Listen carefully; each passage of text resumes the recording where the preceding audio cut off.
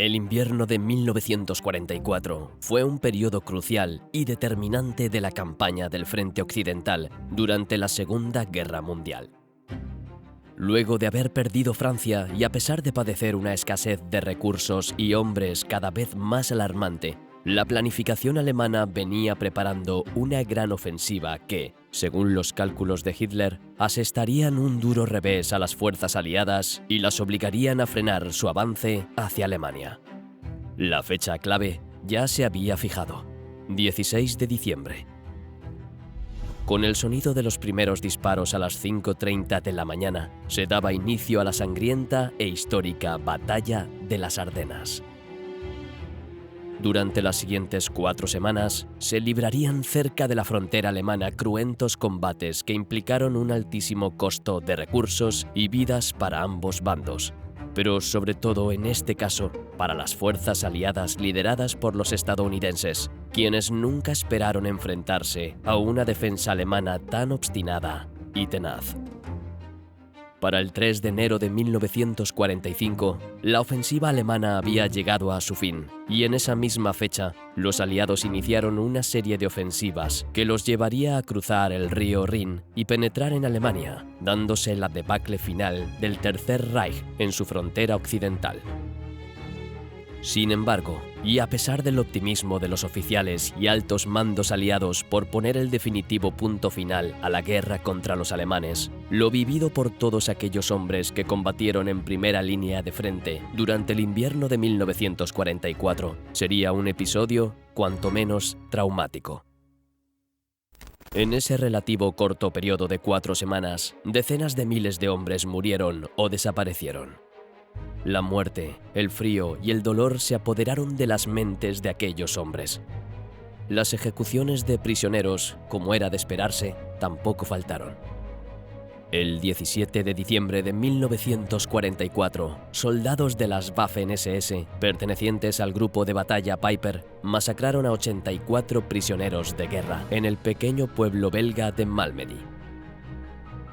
Tras el descubrimiento de los cadáveres congelados en la nieve y la posterior investigación realizada por el ejército estadounidense, la masacre se volvió un fenómeno mediático en la prensa aliada, quien la utilizó como una prueba más para recordarle al mundo de por qué y contra quién estaban luchando.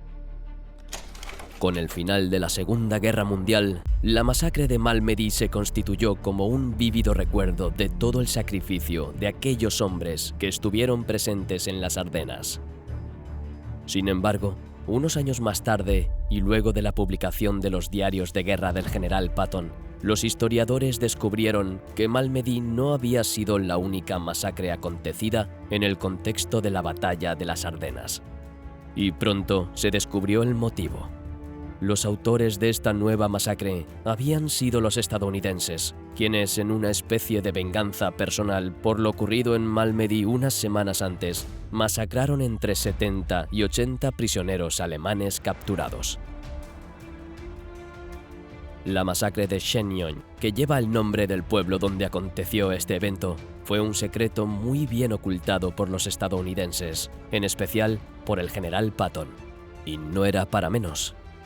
En palabras del historiador Anthony Beevor, habría sido muy vergonzoso que después de todas las lamentaciones de los estadounidenses por la masacre de Malmedy, se haya sabido que ellos también hicieron algo similar. ¿Qué ocurrió realmente en Shenyang en aquel invierno de 1944? ¿Y cómo fue que se mantuvo en secreto durante muchos años? El día de hoy, seguidores, vamos a descubrir uno de los episodios más olvidados de la Segunda Guerra Mundial. Por muy escabroso que suene, los crímenes de guerra fueron y son parte de la guerra misma. En la historia de la humanidad no ha habido conflicto militar en el que no haya estallado la violencia fuera de los combates reales y contra los indefensos. Según la clasificación dada por los historiadores, existen 2 posibles causas. O los oficiales o altos mandos ordenan fusilamientos que son ilegales según las leyes de la guerra para vengarse, o los simples soldados son los que actúan por su cuenta.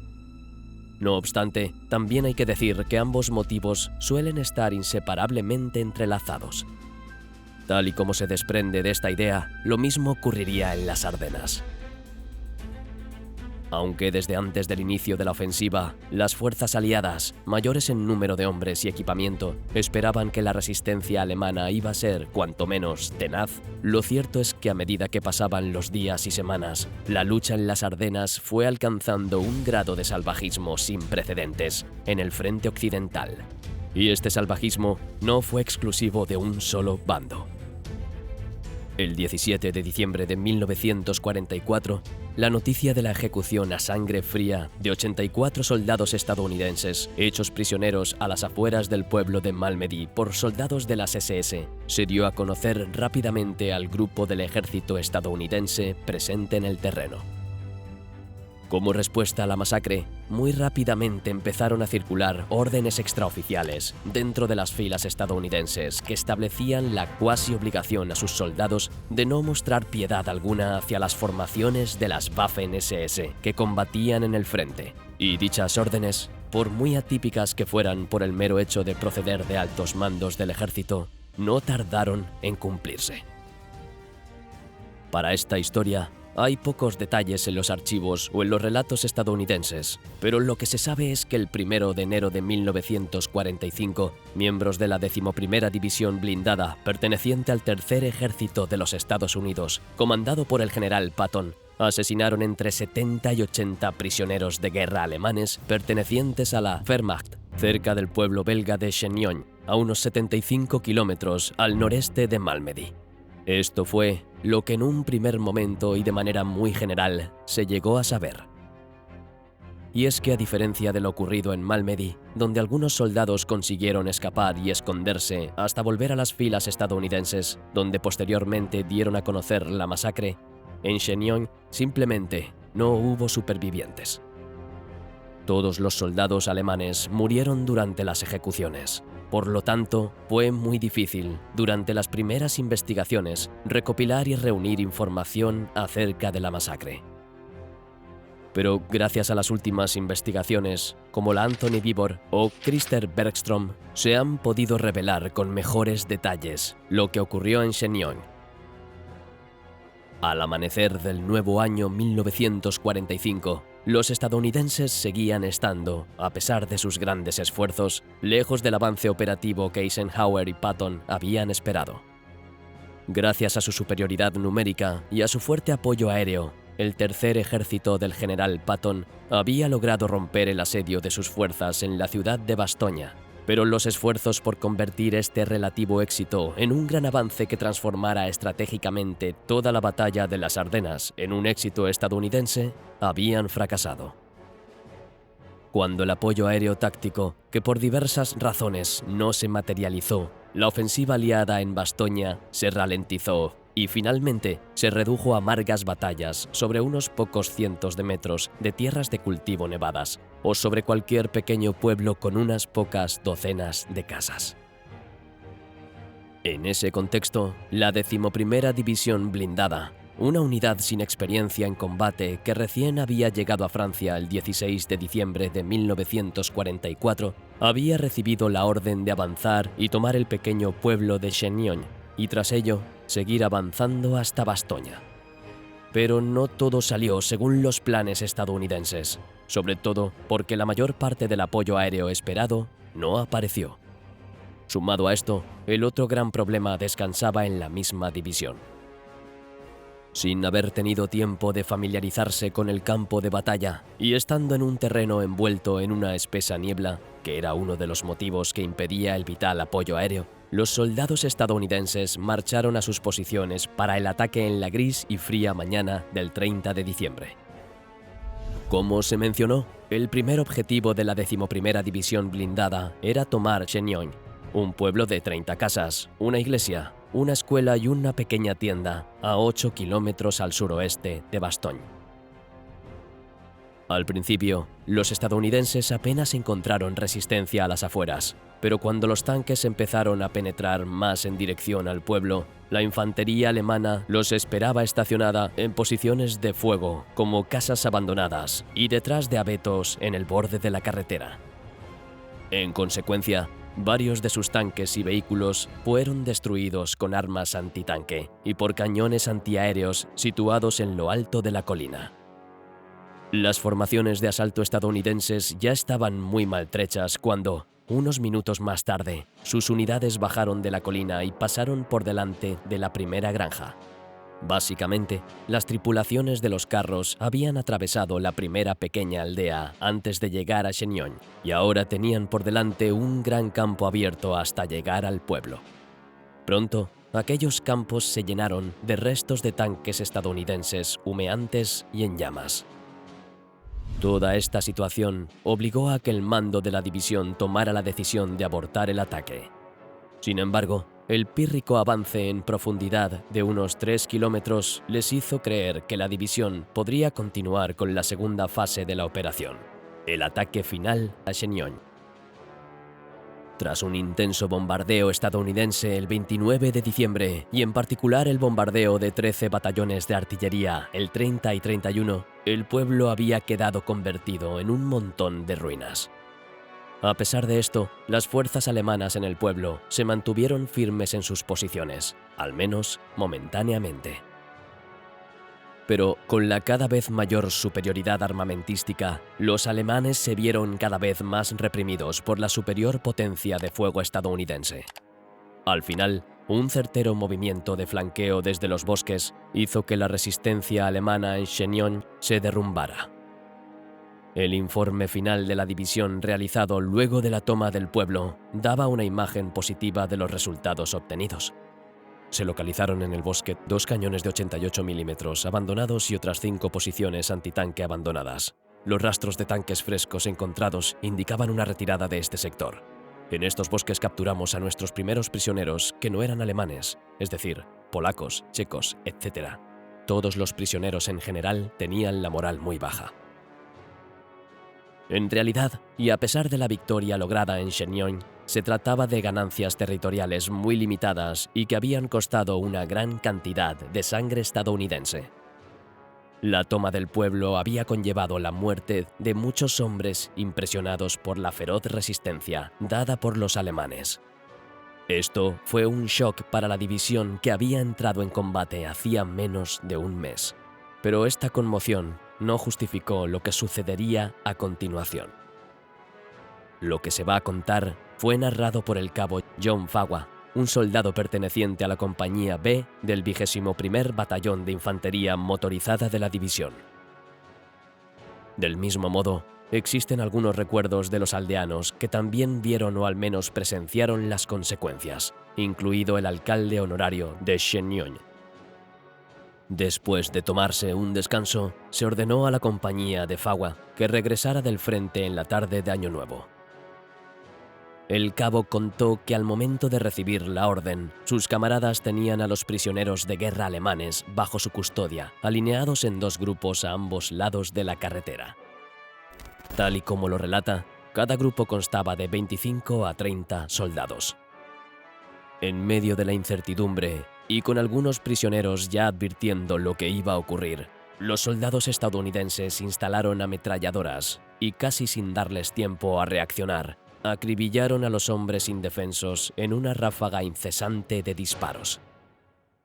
Al igual que en Malmedy, dejaron los cadáveres donde estaban y regresaron a sus puestos. Según el relato del cabo, él simplemente observó lo ocurrido, sintiéndose mal por lo que había visto, pero su principal preocupación en el momento de los hechos era que las unidades alemanas tarde o temprano encontrarían los cadáveres, hecho que haría que los estadounidenses capturados pudieran enfrentar un destino similar. Pero este no sería el único crimen que ocurrió en Shenyang ese lunes. Los soldados de la tercera división de granaderos Panzer fueron los que ofrecieron la mayor resistencia desde una granja a las afueras del pueblo. En el sótano de la misma había un hospital de campaña improvisado con heridos alemanes y algunos civiles. Tras el cese de las hostilidades, poco a poco, los médicos alemanes, claramente identificados como tales por sus vendajes de la Cruz Roja, salieron del sótano de la granja. Algunos heridos también se arrastraron. Su destino iba a ser el mismo que sus camaradas en la carretera.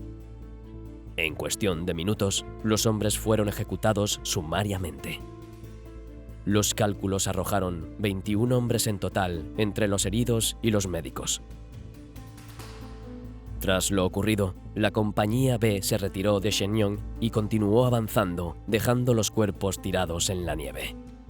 Como los alemanes no recuperaron la ofensiva en la zona, jamás pudieron retomar Shenyang, por lo que la masacre acontecida en Bélgica no pudo ser revelada.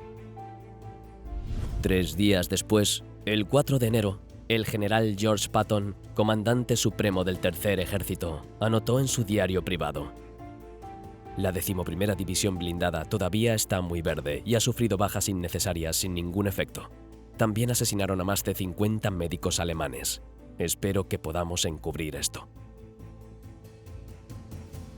La masacre de Shenyang fue uno de los tantos crímenes de guerra cometidos durante la Segunda Guerra Mundial, pero a su vez fue uno de los más encubiertos y desconocidos durante los años posteriores al conflicto. El encubrimiento funcionó, al menos por el momento, ya que no hubo investigaciones sobre los perpetradores, quienes, según el testigo presencial John Fawa, pertenecían a la compañía B del 21º Batallón de Infantería Motorizada. Tal compañía generalmente tenía una fuerza de 120 a 150 hombres en la Segunda Guerra Mundial. Sin embargo, no se puede estimar cuántos de ellos todavía estaban operativos y en el sitio el 1 de enero de 1945. Según el historiador alemán Peter Lieb, los 50 a 60 alemanes abatidos a ambos lados de la carretera presumiblemente fueron enterrados temporalmente unos días después por los locales y finalmente vueltos a enterrar en algún momento de la década de 1950, cuando se construyeron los 2 cementerios militares alemanes en las Ardenas. De los médicos y heridos ejecutados en la granja, se supo que el alcalde de Shenyang informó que los cadáveres encontrados se encontraban en una especie de fila. En definitiva, dado que no hubo entrevistas de testigos ni investigaciones sistemáticas después de esta masacre, a día de hoy ya no se puede determinar qué sucedió exactamente y los nombres de los muertos. Lo que sí se sabe es que la Tercera División de Granaderos Panzer había perdido cientos de soldados en los combates a finales de 1944 y principios de 1945. Por último, queda la cuestión del motivo. ¿Por qué aquellos soldados estadounidenses actuaron de esa forma? Por un lado, la descripción de John Fawa sugiere que fueron soldados individuales quienes tomaron la iniciativa de asesinar a los alemanes indefensos. Por otra parte, el mismo Fawa informa expresamente, aunque sin dar nombres concretos: "Nuestra orden era no hacer prisioneros, o dicho de otro modo, fusilar a aquellos que se rindieran". Tal orden era, por supuesto, una orden criminal, no muy diferente a la famosa Orden de los Comisarios, empleada por el ejército alemán en la Unión Soviética, y que fue una de las principales acusaciones durante los juicios de Nuremberg. Como conclusión de este vídeo, me gustaría resaltar la opinión del mismo Peter Lieb, quien hace una afirmación, en mi opinión, bastante cierta. El tema de los crímenes de guerra de los aliados en el frente occidental sigue esperando una reevaluación histórica sistemática. Por supuesto, la masacre de Shenyang no cambia lo más mínimo el número mucho mayor de actos de violencia absolutamente inaceptables cometidos por las tropas alemanas, pero esto tampoco quita que deje de formar parte de este tema.